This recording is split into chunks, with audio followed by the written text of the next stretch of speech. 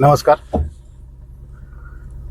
खरं तर काल बारामती ॲग्रोचे उपाध्यक्ष सुभाष आबा गुळवे यांची पत्रकार परिषद झाली आणि त्या पत्रकार परिषदेच्या माध्यमातून त्यांनी पाटील गटाचे प्रवक्ते सुनील तळेकर, आमदार नारायणआबा पाटील यांच्यावर सुद्धा टीका केल्या. त्याचप्रमाणे आदिनाथ कारखाना असेल, रावगाव सबस्टेशन असेल किंवा डिकसळ पूल असेल, या सर्वच बाबींवर सुद्धा त्यांनी भाष्य केलं. या अनुषंगाने आता पाटील गट असेल, शिंदे गट असेल किंवा करमाळा तालुक्यातील बागल गट असेल, यांच्यामध्ये खरं तर आता विकास कामं असतील किंवा इतर ज्या काही आतापर्यंत आदिनाथ कारखान्याविषयीची जी काही भाष्य असतील ते उघडपणे आता सध्या बाहेर पडत आहेत. तर या अनुषंगाने खरं तर आदिनाथ कारखाना हा पाटील गटाकडे आहे सध्या आणि त्याचे चेअरमन आमदार नारायणआबा पाटील आहेत. तर ह्या सर्व बाबींमध्ये करमाळा तालुक्याचं राजकारण हे मोठ्या प्रमाणात फिरत आहे. मकाई कारखाना सुद्धा आहे करमाळा तालुक्यामध्ये, तो सुद्धा सहकारी तत्वावरचाच कारखाना आहे, तो सुद्धा सभासदांच्या मालकीचाच कारखाना आहे. बऱ्याच जणांना असाही प्रश्न पडतो की आदिनाथ कारखान्यावरचं एवढं राजकारण का होतं. तर आदिनाथ कारखाना हा शेतकऱ्यांचं मंदिर म्हणून पहिल्यापासून ओळखलं जातं आणि त्याच्यावर खरं तर करमाळा तालुक्याचं राजकारण हे मोठ्या प्रमाणात फिरतं. त्याच अनुषंगाने जी सुभाष आबा गुळवे यांची पत्रकार परिषद झाली, त्यातून ज्या काय टीका झाल्या असतील, त्यातून जे काय त्यांनी प्रश्न उपस्थित केले असतील, ह्याच सर्व बाबींचं आज उत्तर देण्यासाठी आज आपल्यासोबत पाटील गटाचे प्रवक्ते सुनील तळेकर सर आहेत. सर नमस्कार. नमस्कार. आज काल जी पत्रकार परिषद झाली त्या पत्रकार परिषदेच्या अनुषंगाने त्यांनी ज्या टीका केल्या किंवा त्यांनी ह्या सर्व सविस्तर टीका सांगण्यापेक्षा त्यांच्या संपूर्ण पत्रकार परिषदेच्या संदर्भात किंवा अनुषंगाने आपण काय सांगाल? काल मला वाटतं सुभाष गुळवे यांनी पत्रकार परिषद घेतली. या पत्रकार परिषदेमध्ये सुभाष गुळवे हे बोलत असताना त्यांच्यातील अहंकार हा फार मोठ्या प्रमाणामध्ये जाणवला. म्हणजे फ्रस्ट्रेट होऊन, डिप्रेस होऊन ते बोलत होते. असं बोलत असताना त्यांनी माझी लायकी काढली, माझी पातळी काढली, मी कोण आहे हे काढलं. परंतु विशेष म्हणजे मी या 15-20 दिवसात केलेल्या आरोपावरच ते 30 मिनिटं बोलत राहिले. म्हणजे एकीकडून मला बंकस म्हणायचं आणि एकीकडून मी विचारलेल्या प्रश्नांना त्यांनी उत्तरं दिलेली होती. मला वाटतं सुभाष गुळवे यांचा बोलत असताना थोडासा ताल सुटलेला होता. त्यांच्या मेंदूचं आणि जिभेचं भांडण झालं असावं, त्याच्यामुळं काही असंबद्ध वक्तव्य त्यांच्याकडून वारंवार येत होती. आणि असं असताना सुद्धा त्यांचं जे बोलणं आहे ते सर्वसामान्य सभासदाला पटणारं नाही असंच बोलणं होतं. आता सुभाष गुळवे यांनी जे विषय मांडले त्या विषयाकडे आपण जाऊ की मी काही थोडेच प्रश्न आणि अगदी सहज सोपे प्रश्न त्यांना विचारलेले होते. त्या प्रश्नांची उत्तरं ते या मुलाखतीमधून देऊ शकले नाहीत.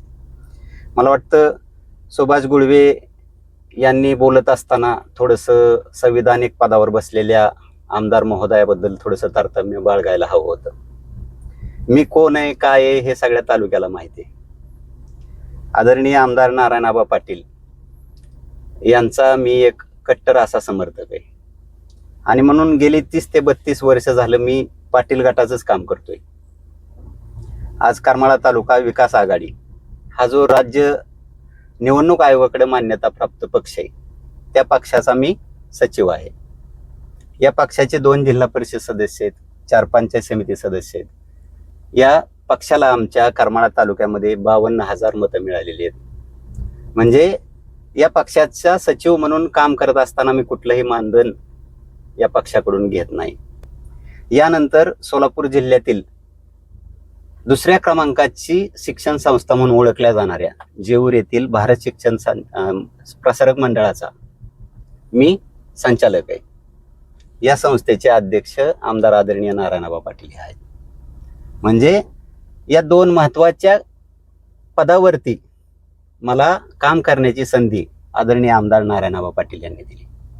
त्याचबरोबर आत्ता मला वाटतं सुभाष आबा गुळवे यांच्या सौभाग्यवती पत्नी आमच्या गुळवे वहिनी ह्या जिल्हा परिषद सदस्य झाल्या. परंतु माझ्या पत्नी ह्या 12 वर्षापूर्वी जेऊर गणाच्या पंचायत समिती सदस्य झालेल्या आहेत.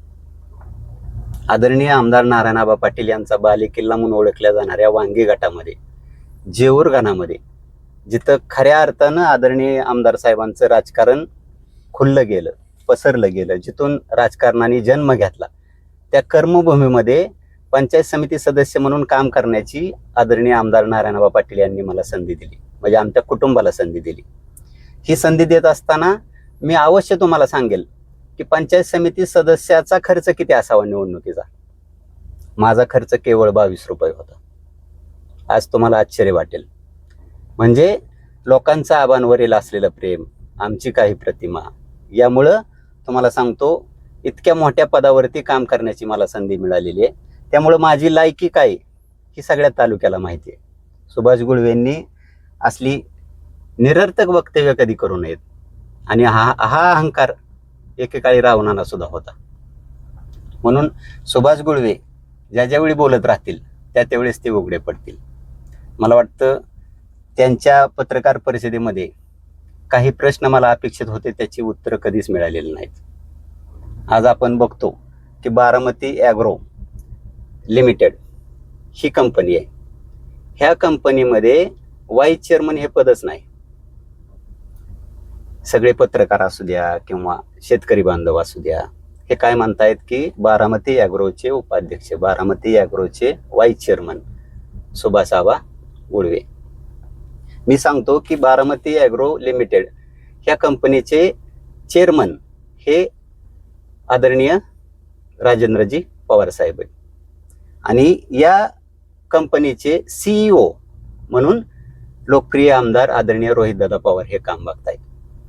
हे दोघंही पूर्ण वेळ संचालक आहेत. आणि याच्याशिवाय त्या बॉडीमध्ये पूर्ण वेळ नसलेले, ज्यांना पूर्ण वेळ म्हणून अजिबातच घेतलेलं नाही, असे संचालक ज्या त्या गरजेनुसार, ज्या त्या भागानुसार त्या बॉडीमध्ये आहेत. आणि त्याच्यामध्ये सुभाष आबा गुळवे एक आहेत. म्हणजे मला सांगायचंय की बारामती ॲग्रोचे उपाध्यक्ष, बारामती ॲग्रोचे वाईस चेअरमन म्हणून जे ते मिरवतायत ते तसं काही नाही. बारामती ॲग्रोच्या काही अनेक युनिट्स आहेत, त्यातल्या एका युनिटमध्ये त्यांना वाईस चेअरमन म्हणून काम करण्याची संधी दिलेली आहे. म्हणजे हे मी का सांगतोय तर सभासदांना हे समजायला पाहिजे. आज वाईस चेअरमन म्हणजे डायरेक्टर राजेंद्र पवार, आदरणीय राजेंद्र पवार यांच्यानंतरचं पद होतंय असं लोकांना वाटेल. आणि म्हणून खरं मर्म कुठे आहे तर बारामती ॲग्रोच्या या बॉडीमध्ये 2च पदं अशी आहेत की जी पूर्ण वेळाची, आणि बाकीची अशी पदं आहेत की त्यांना कुठल्याही क्षणी चेंजेबल आहेत, ते चेंज करू शकतात, गरजेनुसार चेंज करू शकतात. मग आता सुभाष आबा गुळवे यांना दिसून येत आहे की त्यांचा उपयोग हा फक्त करमाळा तालुक्यातील ऊस नेण्यासाठी केलेला आहे. त्यांना मिळालेलं पद हे फक्त करमाळा तालुक्यातील ऊस तिथं उपलब्ध करून देण्यासाठी मिळवलेले. आणि मग याच अनुषंगानं आदिनाथ कायमचा बंद पडला पाहिजे, आदिनाथचा वाद कोर्टात गेला पाहिजे, किंवा आदिनाथ डायरेक्ट बारामती ॲग्रोच्या घशात गेला पाहिजे, याच्यासाठी त्यांनी प्रयत्न केलेले होते. हे सगळं प्रयत्न करत असताना त्यांचा स्वतःचा स्वार्थ या ठिकाणी दिसून येत होता. बरोबर. आणि मग असं असताना सुभाष आबा गुळवे यांनी अनेक वेळा तुम्हाला सांगतो बारामती ॲग्रोचीच बाजू मांडली. ज्या वेळेस बारामती ॲग्रो आणि आदिनाथ यांच्यामधील करार झाला त्यावेळेस हा करार 15 वर्षावरून 25 वर्षावरती केला. त्यावेळेस सुभाष आबा गुळवे यांनी कोणाची बाजू घेतली? जर आदिनाथचा पुळका होता तर तो करार 15 वर्षावरच ठेवायला पाहिजे होता. समन्वयक म्हणून करमाळा तालुका आणि बारामती ॲग्रो यांच्या मधला घटक म्हणून कोण काम करत होतं? सुभाष आबा गुळवे. मग हा करार खरं तर 15 वर्षापर्यंत ठेवणं त्यांना सहज शक्य होतं. बरं, हे जाऊ द्या. त्यांनी पडद्याआडून बागलांना मदत केली, संजय मामांनी मदत केली, कमलाई शुगरच्या वतीनं पैसे देण्यात आले आणि हा वाद त्यांनी कोर्टामध्ये नेला. बरोबर. याच्यानंतर आदिनाथ सहकारी साखर कारखान्यावरती 234 कोटींचा दावा दाखल करायला कोणी लावला? बारामती ॲग्रोला, सुभाष आबा गुळवे यांनी. म्हणजे ज्या ज्या वेळेस आदिनाथ आणि बारामती ॲग्रो यांचे प्रश्न तुम्हाला, म्हणजे यांच्यात तुलना ज्यावेळी होईल त्यावेळेस सुभाष आबा गुळवे यांनी बारामती ॲग्रोची बाजू घेतलेली आहे. आज तुम्हाला मी खात्रीशीर सांगतो की आदिनाथ सहकारी साखर कारखान्याच्या ज्या काही या मागच्या वार्षिक सर्वसाधारण सभा झालेल्या आहेत, या वार्षिक सर्वसाधारण सभेला सुभाष आबा गुळवे गैरहजर आहेत. एक सभासद म्हणून सुद्धा त्यांनी इथं आपली भूमिका पार पाडलेली नाही आणि ते कारखाना चालवायची भाषा करतायत. म्हणून ही गोष्ट सभासदांच्या पुढे उघडी पडली पाहिजे. म्हणून सुभाष आबा गुळवे यांच्या बोलण्याला मी तरी काही तेवढं फारसं महत्व देत नाही. सर, आता जसं सांगितलं की कोर्टामध्ये दावा टाकलेला आहे किंवा इतर ज्या काही गोष्टी आहेत त्या अनुषंगाने काल त्यांनी असंही व्यक्त केलं की जर आपण कारखाना सुरू करत असाल तर कारखाना सुरू केल्यानंतर जे दावा टाकलेला आहे तो सुद्धा आम्ही माघार घ्यायला तयार आहे जर तुम्ही कारखाना सुरू करणार असाल तर. मग मला काय म्हणायचंय की याच्या अगोदर संचालक मंडळ असेल, भले बागल असतील किंवा आता ताब्यात आल्यानंतर नारायणाबा असतील, हे दोघंही आदिनाथला ऊर्जित अवस्था आणण्यासाठी ह्यांनी काही प्रयत्न आर्थिक बाबतीत केलेले होते. मग यावेळी हा दावा त्या प्रकरणाला आडवा येत होता का नव्हता? ज्यावेळी तुम्ही बँकांमध्ये जाता कर्ज मागायला त्यावेळी बाबा दुसऱ्या एका कंपनीने याच्यावरती 234 कोटीचा दावा दाखल केलाय म्हटल्यानंतर कुठली बँक कर्ज देईल? म्हणजे आज तुम्ही सगळी परिस्थिती पाहून आपल्या हातून पूर्णपणे डाव निसटतोय, आदिनाथ निसटतोय हे बघितल्यानंतर कुठेतरी करमाळा तालुक्यातील पश्चिम भागातील ऊस उत्पादकामध्ये आपली इमेज खराब होऊ नये याच्यासाठी तुम्ही बोलताय. हा पुतणीचा पान आहे, त्याच्यासाठी तुम्ही म्हणताय की बाबा आदिनाथ वारचा मी दावा माघारी घेतो. आदिनाथ कारखान्याच्याच ह्या अनुषंगाने जर विचार केला तर काल आबांनी सुद्धा सांगितलं की त्याच्या आधी जसं तुम्ही सांगितलं की संजय मामा शिंदे असतील किंवा सुभाष आबा असतील यांना कारखाना त्यांना घ्यायचा होता, त्यासाठी ते प्रयत्न करत होते. तर आबांनी सुद्धा काल म्हणजे सुभाष आबा गुळवे यांनी सुद्धा सांगितलं की आम्ही एकत्रित निवडणूक लढवत होतो तर शेतकऱ्यांसाठीच आम्हाला तो कारखाना घ्यायचा होता आणि त्यासाठीच आम्ही प्रयत्न करत होतो. आता मला एक साधं म्हणायचंय की तुम्ही जर शेतकऱ्यांसाठी प्रयत्न करत होता ना, तुमच्या पवार साहेबांपाशी ओळखी होत्या. आज 17 वर्ष झालं तुम्ही बारामती ॲग्रोच्या माध्यमातून पवार कुटुंबाच्या जवळ आहे. त्यावेळेसच आदिनाथला आर्थिक मदत मिळवून द्यायची होती ना. तुम्हाला आदिनाथ चालवायचा आहे ना, मग तुम्हालाच का पाहिजे, चालवायला का घ्यावा? सहकार तत्वावर तुम्ही पाठीमागच मदत मिळवून देण्यासाठी यांना हे करायचं, सहकार्य करायचं. आज त्यांचं हे बोलणं निरर्थक आहे. सर, आता ह्या कालच्या पत्रकार परिषदेचा विषय झाला, परंतु त्याच्या आधी सुद्धा एक पत्रकार परिषद झाली. मकाई कारखान्याचे चेअरमन दिनेश भांडवलकर असतील किंवा आदिनाथ कारखान्याचे तत्कालीन चेअरमन धनंजय डोंगरे असतील यांची पत्रकार परिषद झाली आणि त्या पत्रकार परिषदेतून त्यांनी सुद्धा म्हणजे तुम्ही जे आव्हान देताय ते आम्ही स्वीकारतो किंवा त्यानंतर सुद्धा कारखान्यामध्ये ज्या काही घडामोडी घडल्या कामगारांसंदर्भातल्या किंवा कामगारांना कोणी भडकावलं, आंदोलन केलं, साखर जाऊ दिली नाही, इतर बऱ्याचशा गोष्टी आहेत. कारखाना आम्ही चालू स्थितीमध्ये सोडला, मग तो तिथून पुढे तो तुम्ही चालू नीट करणे गरजेचं होतं. त्याचं जे कर्ज आहे ते आता वाढत गेलेलं आहे. ह्या सर्वच गोष्टींचा त्यांनी सुद्धा उहापोह केला त्यांच्या पत्रकार परिषदेमधून. काय सांगाल? आता बागलगट पहिल्यांदाच तुम्हाला सांगतो आदिनाथ सहकारी साखर कारखान्याविषयी बोलला आणि मला मगाशी मुद्दा म्हणजे सांगायचा राहून गेला. मी ज्या वेळेस बागल गटांना टार्गेट करेल किंवा बागल गटाला प्रश्न विचारेल त्यावेळेस शिंदे गटमध्ये येतो.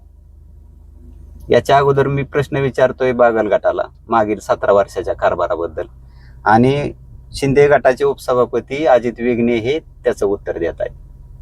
काल सुद्धा बागल गटानं पत्रकार परिषद घेतली, मी त्यांना प्रश्न विचारतोय आणि आता त्यांना कव्हर करण्यासाठी मध्ये कोण पडतायत? बारामती ॲग्रोचे संचालकच त्यांना म्हणायला पाहिजे. बारामती ॲग्रोचे संचालक सुभाष गुळवे हे मध्ये पडतायत. मग आता काल जी बागल गटाची पत्रकार परिषद झाली याच्यामध्ये मकाई आणि आदिनाथ ह्या दोन्हीचे जबाबदार पदाधिकारी त्या ठिकाणी बसलेले होते.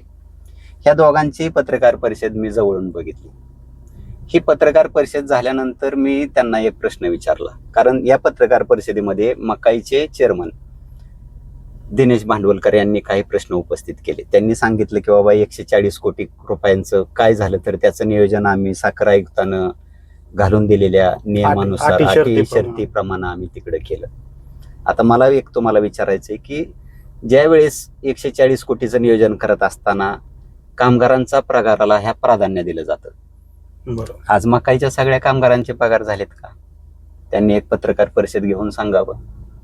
त्याचबरोबर 140 कोटीचं जर त्यांनी नियोजन साखर आयुक्ताला दिलेलं असेल तर एक पत्रकार परिषद घेऊन हा पैसा जनतेचाच आहे ना, तुमच्या आमच्या टॅक्समधून मिळालेला पैसा आहे सरकारचा, सांगावं त्यांनी की बाबा 140 कोटींचं आम्ही असं नियोजन केलं. तुम्ही किती दिवस झापाखाली कोंबडं झाकून ठेवणार? हा कारभार केल्यामुळेच आदिनाथ मातीत गेला आणि परत एकदा तुम्ही पारदर्शक कारभार तुमचा दिसण्यासाठी लोकांना जाहीर करा.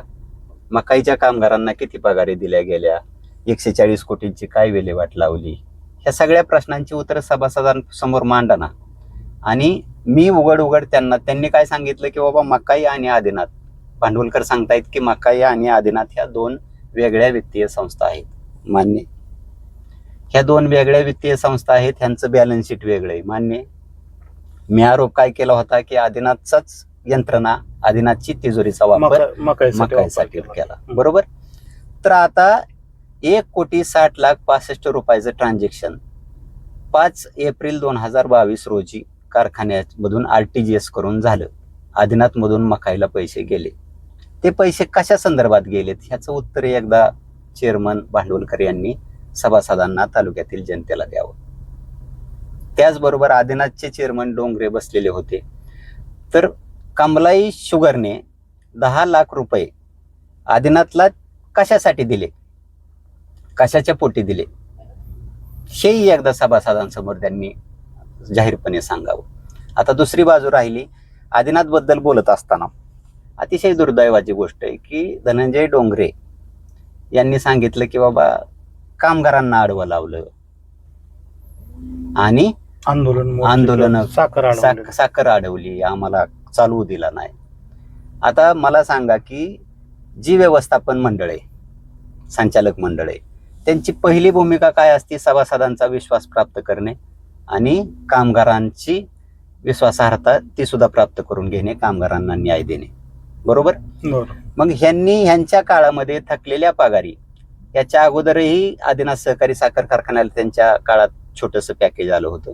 त्यावेळेस साखर आयुक्तांना असं बंधन घातलं होतं की मिळालेल्या पैशामध्ये प्रति टन 150 रुपये हे कामगारांच्या पगारीसाठी ठेवा. विक्री झालेल्या साखरेतून शिल्लक राहिलेल्या 150 रुपये हे कामगारांच्या पगारीसाठी ठेवा. आणि दुसरी गोष्ट, ते करत असताना कामगारांच्या फक्त 3 पगारी दिल्या गेल्या आणि इतर मग त्या मिळालेल्या पॅकेजचं काय झालं? नंतर कामगारांना तुम्हाला सांगतो बाजूला सारण्यात आलं. त्याच्यानंतर या कामगारांवरती अतिशय दुर्दैवी वेळ आणली. मला सांगा, आदिनाथच्या कामगारावरती जर आदिनाथचं प्रशासन, संचालक मंडळ, चेअरमन हे कोर्टात दावा दाखल करत असेल, कोर्टात केस दाखल करत असेल, तर मला वाटतं असल्या चेअरमननी उजनीमध्ये उडी मारावी. कारण कर्मयोगी गोविंदबापू पाटील यांनी अतिशय कष्टातून, त्यागातून आदिनाथ सहकारी साखर कारखान्याची निर्मिती केली. कशासाठी? त्यांचे उद्देश 2च होते. या तालुक्यातील शेतकऱ्यांना ऊस गाळपासाठी हक्काचा कारखाना निर्माण व्हावा आणि तालुक्यातील गोरगरीब शेतकऱ्यांची पोरं त्यांच्या हाताला हिथं काम मिळावं, त्यांच्या घरातल्या चुली पेटाव्यात. मग आज त्यांना कोर्टात जाण्याची वेळ त्यांच्यावर ह्या धनंजय डोंगरे आणि बागल प्रणित संचालक मंडळाने आणली. आज कितीतरी मला फोन या मुलाखतीनंतर झाले की असं आहे, आमच्यावर अन्याय. आता मी नावं सांगतो की महादेव मस्के वरकुट्याचे, त्याच्यानंतर माझे मित्र कोंडेचे सुभाष करे, यांच्यावरती हायकोर्टात केसेस केलेल्या आहेत साखर अडवली म्हणून. साखरे पण आहे. म्हणजे मला सांगा ना की कामगारांवरती तुम्ही केसेस करता, कामगारांची बाजू त्यांनी न्याय सुद्धा मागायचा नाही. आणि एकीकडून तुम्ही, आणि विशेष म्हणजे दिनेश भांडवलकर आणि धनंजय डोंगरे हे दोघंही एकेकाळी साखर कारखान्याचे कर्मचारी आहेत. म्हणजे त्यांना कर्मचाऱ्यांच्या भावना किती समजायला पाहिजे होत्या. म्हणजे आदिनाथ कारखान्यावर कर्मचारी होते, ते दोघंही कर्मचारी आहेत. बरं. त्यांनी काढावा, त्यांचा इतिहास असेल तर मांडावा, अजिबात त्याच्याबद्दल हे करू नये. म्हणजे कामगारांची अपेक्षा होती की बाबा आपल्यातला कोणीतरी पदावरती आलाय म्हटल्यानंतर आपल्याला न्याय मिळेल. बरोबर आहे. पण कामगारांना कोर्टामध्ये नेण्या इतकं काम, वाईट काम बागल गटाच्या या कालावधीमध्ये झालेलं आहे. दुसरी गोष्ट अशी की काल त्यांनी सांगितलं की बाबा आंदोलन कोणी केले, असा ज्यावेळी तुम्ही प्रश्न विचारला त्यावेळेस त्यांनी अर्धवट सांगता ते थांबले. मला इथं सांगायचंय की करमाळा तालुक्यातील बहुजनांचे नेते, की ज्यांना आपण करमाळा तालुक्याची बुलंद तोफ म्हणतो, एक चांगले वक्ते म्हणतो, आणि ज्यावेळी एक पारदर्शक राजकारणी म्हणून मी तरी दशरथ अण्णा कांबळे यांना आजही मानतो. त्या दशरथ अण्णा कांबळे यांनी याच कामगारांबद्दल आंदोलन केलं होतं ना. बरोबर. यांना न्याय मिळवून देण्यासाठी केलेलं आहे ना. त्यांचा काय हेतू होता, काय स्वार्थ होता? सांगा या पाठीमागं काय सुद्धा नव्हता. ह्या गोरगरीब कामगारांच्या पाठीमागं कोणीतरी उभारलं पाहिजे म्हणून अण्णा उभारले होते, म्हणजे यांच्या विरुद्ध आंदोलनं झाली होती. दुसरी गोष्ट, प्राध्यापक रामदासजी जोहळ यांनी सुद्धा अतिशय चांगला लढा या बागल आणि कंपनीच्या विरुद्ध दिलेला होता, बरोबर. आणि त्यांच्याच लढ्याला यश येऊन ज्यावेळेस मकाईची निवडणूक झाली आणि ज्यावेळेस आता आदिनाथची झाली, दोन्ही निवडणुकीमध्ये बागल कुटुंबातील सदस्य यांचे फॉर्म बाद झाले असते, म्हणून ते निवडणुकीमध्ये उतरलेले नाहीत. म्हणजे आंदोलन करणारे आता ते शेतकरी संघटनेचे रवी गोडगेत, त्यांनी तुम्हाला सांगतो काय न्याय मागण्यासाठीच मकाई सहकारी साखर कारखान्यावरती गेले ना, शेतकऱ्यांच्या पैशासाठी. त्यांना कशा प्रकारची वागणूक तिथं दिली गेली.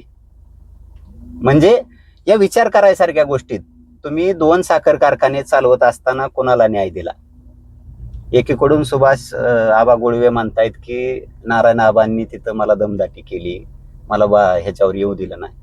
अहो तुम्ही कारखान्याच्या सर्वसाधारण सभेमध्ये माणसांना मारलं, ह्याची उदाहरण नाहीत, बेदम मारहाण केली, तुम्ही लोकशाही सगळी संपवून टाकली, तुम्ही सहकार हा सगळा धुळीस मिळवला आणि नंतर तुम्हाला सांगतो आदिनाथ आणि मकाईवर बोलताय. खरं तर आज मी तिला मला बागल गटाला विचारायचंय की 17 वर्षाच्या कारभाराबाबत तुम्ही एकदा पुढे येऊन बोलावं. आणि मी मागाशीच सांगितलंय, रश्मी दिदी बागल ह्या कदाचित ही मुलाखत ऐकतील.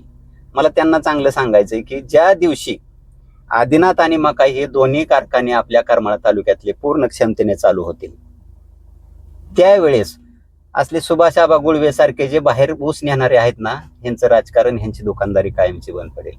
मग याच्यामध्ये शिंदे बंधू असू द्या किंवा सुभाष आबा गुळवे असू द्या, ह्यांच्या दुकानदाऱ्या बंद पडतील.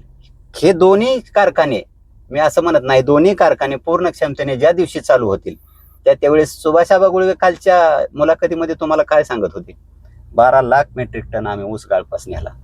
उपकार केला, तुमचा व्यवसाय आहे ना तो, म्हणजे उपकाराची भाषा घेतला मी नेला. म्हणजे एक प्रकारे शेतकरी कष्ट करून ऊस पिकवतो, त्या गाळपाला जातो, म्हणजे अडवणूक आम्ही नसतो तर तुमचा ऊसच गाळपाला गेला नसता, अशी त्यांची भूमिका. त्यांच्या बोलण्यातनं दर एक अहंकार जाणवून आला मला. म्हणून बागल गटाची जी पत्रकार परिषद आहे याच्यामध्ये मला आणखी काही प्रश्न आहेत अनुरुद्ध. तुम्ही कामगारांना न्याय दिला का, तुम्ही काय करार वाढवताना तुम्ही कुठला विरोध केला, ह्या सगळ्या गोष्टी पुढे आल्या पाहिजेत. आणि मी याच्यासाठी जवळपास 15 ते 20 दिवस झालं जाणीवपूर्वक बागल गटाला टार्गेट करत होतो, का तर त्यांनी बोललं पाहिजे. शेवटी मला सुभाष गुळवे असू द्या किंवा बागल गटाचे काही कार्यकर्ते असू द्या, ह्यांनी कितीही खालच्या पातळीवरती जाऊन ट्रोल करू द्या, जोपर्यंत आमदार नारायणआबा पाटील माझ्या पाठीमागं आहेत तोपर्यंत मी कोणालाही भिणार नाही. मी जे सत्य, जे पाटील गटावर संकट येत आहे किंवा तुम्ही आरोप करताय त्या आरोपाचं मी खंडन करणार आणि तुम्हाला तुमची जागा दाखवून देणार. सर, आता जसं आपण सांगितलं की आदिनाथ कारखान्याचे जे कामगार आहेत ते कामगारांना कुठेतरी न्यायालयामध्ये त्यांच्यावर केसेस दाखल झाल्या, या संदर्भात काय नेमकं काय तिथले जजमेंट किंवा इतर काय त्याच्याविषयी काय माहिती? नाही, आता काल परवापासून ही मुलाखती सुरू झाल्यापासून ज्यावेळेस पहिल्यांदाच बागल कुटुंबातलं कोणीतरी बोलायला, म्हणजे बागलाच्या वतीनं त्यांच्या संचालक मंडळातलं कोणीतरी बोलायला बाहेर आलंय म्हटल्यानंतर कामगार हा कानात जीव प्राण आणून ती मुलाखत बघत होता दोन्ही चेअरमनची, की बाबा ह्याच्यात आपल्या पगाराविषयी काय बोलतात का. परंतु त्याच्यानंतर मला फोन यायला लागले तालुक्यातून की बाबा आमच्यावर असं अनेक वाहतूकदारांचे फोन आले, अनेक ऊस उत्पादक सभासदांचे आले, अनेक कामगारांचे फोन आले आणि त्याच्यामुळं मन व्यथित झालं. तुम्हाला सांगतो, ही आपल्यावर होती टीका ही अतिशय चांगली आहे. मी सुद्धा किंवा आदरणीय आमदार नारायणआबा पाटील हे योग्य दिशेने चाललेले आहेत. हे मला कोण सांगत होतं, ते कामगार सांगत होते की ह्यांची पापं झाकायचेत म्हणून हे आबांवरती खोटा आरोप करतायत. अशी भूमिका तालुक्यातल्या ऊस उत्पादक शेतकऱ्यांनी मांडली की जी मी माझ्या वतीनं तुमच्या चॅनलच्या वतीनं ते परत मांडतोय. इथं मी माझ्या मुखातून जाते, पण ह्याच्या मागे सभासदांची ही भावना आहे. सर, आता आपण ह्या दोन्ही पत्रकार परिषदेचा विचार केला ह्या दोन्ही पत्रकार परिषदांमध्ये खरं तर मकाई कारखान्याचे चेअरमन होते आणि आदिनाथ कारखान्याचे तत्कालीन चेअरमन हे दोघं पण त्या ठिकाणी होते पत्रकार परिषदेला. त्यानंतर सुभाष आबा गुळवे यांची सुद्धा पत्रकार परिषद झाली. ह्या खरं तर ह्या सर्वच बाबींमध्ये किंवा त्याच्या आधी सुद्धा ॲडव्होकेट अजित विघ्ने आणि संजय मामा शिंदे यांचे सुयस आहेत, विकासवीर यांची सुद्धा ह्या सर्वच बाबींमध्ये मुलाखत झाली. ह्या सर्वच बाबींचा जर आढावा जर पाहिला तर तुम्ही सातत्यानं जे प्रश्न उपस्थित करताय, ज्या टीका करताय, त्या सर्वच बाबींना म्हणजे टीकांना किंवा त्या प्रश्नांना उत्तरं मिळलेली आहेत का, काय सांगा? वाटतं की आदिनाथ सहकारी साखर कारखान्याबद्दल गेले 15 ते 20 दिवस झालं मी जे प्रश्न विचारतोय त्या प्रश्नांची उत्तरं मला बागल शिंदे या दोन्ही गटाकडून मिळालेली नाहीत. माझे अतिशय सोपे आणि साधे प्रश्न आहेत, मी परत तुमच्या माध्यमातून मांडतो की बारामती ॲग्रो आणि आदिनाथ यांचा करार होत असताना तो 15 वर्षाच्या वरून 25 वर्षाचा का केला? त्यानंतर आदिनाथ सहकारी साखर कारखाना हा बारामती ॲग्रोच्या विरोधात बागल कंपनी कोर्टात का गेली? हा माझा दुसरा प्रश्न. 1,60,65,00,000 रुपयाचं ट्रान्झॅक्शन 5 एप्रिल 2022 रोजी आदिनाथच्या खात्यावरून मकाईकडं RTGS करण्यात आलं. इतकी रक्कम, त्याच्या पाठीमागचं कारण काय? कमलाई शुगरनं 10 लाख रुपये आदिनाथला कशाच्या पोटी दिले? आणि कामगारांच्या बाबतीत आता मकाई सहकारी साखर कारखान्याच्या पगाराचं धोरण काय? आणि आदिनाथवरच्या ज्या काही केसेस आहेत कामगारांवरच्या त्या बागल आणि कुटुंब पाठीमागे घेणार का? त्याचबरोबर अनेक जणांवरती त्यांनी केसेस केलेल्या आहेत. ह्या सगळ्या केसेस तुम्ही पाठीमागे घ्या. तुम्हाला आदिनाथचाच तेवढा पुळका आहे ना, तर तुम्ही मोठं मन करून आज दाखवा, बोलवा कामगारांची. तुमच्या बांगल्यांना घेरण्यापर्यंत आंदोलनं केली गेलेली आहेत. तर तुमच्यात जर हिंमत असेल तर आदिनाथच्या कार्यस्थळावर येऊन कामगारांची एक बैठक यांनी घेऊन दाखवावी. सांगावं की सरकार आपले, तुमच्यासाठी आम्ही तुम्हाला तुमचे पैसे मिळवून देतो. हे माझं स्पष्ट आणि सहज असं त्यांच्याकडे मागणी आहे. म्हणून माझ्या प्रश्नांची उत्तरं ही मिळतच राहणार आहेत, ते असे देतच राहणार आहेत, भूलथापा करतच राहणार आहेत. परंतु मला जाता जाता एवढंच सांगायचंय की आदिनाथ सहकारी साखर कारखाना याविषयी मागील 17 वर्षाच्या कारभाराविषयी जर कोणी माझ्याबरोबर खुलेआम डिबेट करत असेल तर तुमच्या चॅनलच्या माध्यमातून मी सांगतो की मी याच्यासाठी तयार आहे. आणखी एक गोष्ट मी तुम्हाला सांगतो की आदिनाथ सहकारी साखर कारखान्याची दुरावस्था झाल्यानंतर कामगार देशोधडीला लागला. एका कामगारावर आत्महत्या करण्याची वेळ आली, त्याने अक्षरशः आत्महत्या केली. अनेक कामगार हे मोठ्या मोठ्या आजाराने त्रस्त झाले. मला सांगा, आत्महत्या करणाऱ्या, जीव गमावणाऱ्या किंवा आजारी पडलेल्या, कोणी आई गमावली, कोणी वडील गमावले, कोणी पोरांची करिअर धुळीस मिळाली, अशांचे सांत्वन करण्यासाठी बागल आणि त्यांचं हे संचालक मंडळ कधी कामगारांच्या घरी गेलं का? हा माझा एक पहिला प्रश्न आहे. आणि तुम्ही बघताय की महादेव मस्के नावाचा कामगार हा तुम्हाला सांगतो गळ्यात पाठी अडकून आदिनाथला मदत द्या, आम्ही देशोधडीला लागलाय म्हणून यांच्याच कालावधीमध्ये त्यांनी करमाळा शहरामध्ये भीक मागवा आंदोलन केलेलं होतं. म्हणजे ही सुद्धा दुर्दैवाची वेळ आहे. हा इतिहास कुणीही न विसरण्यासारखा एक काळा इतिहास आहे आणि त्या इतिहासाला मी वारंवार उजळणं देत जाणार आहे. तुम्ही सगळं खापर 6 महिने आदिनाथचा ताबा घेतलेल्या आदरणीय आमदार नारायणआबा यांच्यावरती फोडू शकत नाही. नारायणआबा पाटील यांनी 1 रुपयाचंही कर्ज आदिनाथवरती घेतलेलं नाही. एकाही कामगाराला त्यांनी काढून टाकलेलं नाही. उलट त्यांच्या वडिलांनी आणि आदरणीय नारायणआबा पाटील यांनी गोरगरिबांची शेकडो पोरं तिथं कामाला लावलेली आहेत. त्यामुळं सगळं काय आपलं पाप आहे ते घोंगडं, पापाचं घोंगडं आदरणीय आबांवरती टाकण्याचा हा प्रयत्न तुम्ही करू नका. सभासद सुद्धा हा प्रयत्न ओळखून आहेत. सर, खरं तर आता आपण ह्या चर्चेच्या शेवटाकडे येत असताना काल एक महत्वाचं विधान सुभाष आबा गुळवे यांनी केलं की कारखाना हा खरं तर पूर्ण म्हणजे विक्री होणार आहे किंवा तो हातातून गेलेला आहे, म्हणजे तो आता म्हणजे सहकारी राहील किंवा नाही राहील, तो आता विक्री होण्याच्या मार्गावर आहे. 16 तारखेच्या आसपास काय नेमकं खरंच विक्री होणार आहे का, नेमकं काय आतमधनं काही वेगळं राजकारण आहे? आदिनाथ सहकारी साखर कारखाना हा सभासदांच्याच ताब्यात राहावा याच्यासाठी आमदार नारायणआबा पाटील हे शेवटपर्यंत प्रयत्न करत राहणार आहेत. यामध्ये जर लिलावामध्ये कारखाना कोणाला विकला गेला किंवा विक्रीला जाणार अशी जर भाकीतं सुभाष आबा गुळवे आणि माजी आमदार संजय मामा शिंदे हे वारंवार करत आलेले आहेत. आम्ही पाटील गटाच्या वतीनं त्यांना एवढंच सांगतोय, पूर्ण सभासदांना सांगतोय की आदिनाथ सहकारी साखर कारखाना हा विकत घेऊन तिथं कोणालाही चालवता येणार नाही. आम्ही तो चालवू देणार नाही. वेळ प्रसंगी भले आमचं रक्त आदिनाथ कारखान्याच्या कार्यस्थळावर पडलं तरी चालेल, परंतु आदिनाथचा सहकार टिकवून ठेवण्यासाठी पाटील गट आदरणीय आमदार नारायणआबा पाटील हे शेवटपर्यंत प्रयत्न करत राहणार आहेत. कारण कर्मयोगी गोविंदबापू पाटील यांच्या त्यागातूनच हा कारखाना उभारलेला आहे. म्हणून कारखाना जरी कोणी विकत घेण्याचा प्रयत्न करत असेल तरी त्यांना आमचं या माध्यमातून आव्हान असेल की ही इतकी सोपी गोष्ट नाही, इथं फार मोठं जन आंदोलन उभारलं जाईल.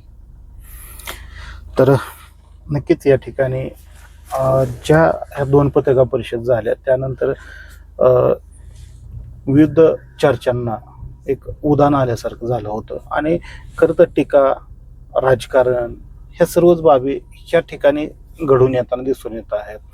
वेगवेगळे प्रश्न उपस्थित होताना दिसून येत आहेत. ह्या सर्वच बाबींना कुठंतरी प्रत्येक वेळेस पाटील गटाकडनं, शिंदे गटाकडनं किंवा बागल गटाकडनं हे आता उत्तर प्रत्युत्तर मिळत चाललेले आहेत. कालच्या पत्रकार परिषद ह्या ज्या 2 पत्रकार परिषद झाल्या की बागल यांच्या वतीनं धनंजय डोंगरे आणि दिनेश भांडवलकर यांनी जी पत्रकार परिषद घेतली, त्यानंतर सुद्धा सुभाष आबा गुळवे यांची जी पत्रकार परिषद झाली, ह्या दोन्ही पत्रकार परिषदेच्या माध्यमातून त्यातून जे प्रश्न आणि त्यातून ज्या टीका झाल्या होत्या त्या टीकांना आणि त्या प्रश्नांना कुठंतरी उत्तर देण्यासाठी आज सुनील तळेकर पाटील गटाचे प्रवक्ते हे स्वतः उपस्थित राहिले आणि त्यांनी ह्या टीकांना उत्तरं तर दिलेलीच आहेत, परंतु त्यानंतर सुद्धा पुढे जाऊन आणि त्यांनी प्रश्न उपस्थित केले आहेत. तर ह्या प्रश्नांना सुद्धा आता कशा प्रकारे जे शिंदे गटाचे असतील किंवा बागल गटाचे अर्थात भाजपामध्ये गेलेले यांच्या माध्यमातून आता नेमके कशा प्रकारे प्रत्युत्तर मिळते हे पाहणं सुद्धा तितकंच गरजेचं असेल. तरी सर येत्या काळामध्ये सुद्धा आदिनाथ कारखाना किंवा मकाई कारखाना हा सुरळीत चालावा हीच करमाळा तालुक्यातील अनेक शेतकऱ्यांची आणि सभासदांची इच्छा आहे. राजकारण होणार आहे, परंतु हा कारखाना आणि हा सहकार जिवंत राहावा एवढीच आमची सुद्धा इच्छा आहे. आणि वेळ दिल्याबद्दल धन्यवाद. धन्यवाद.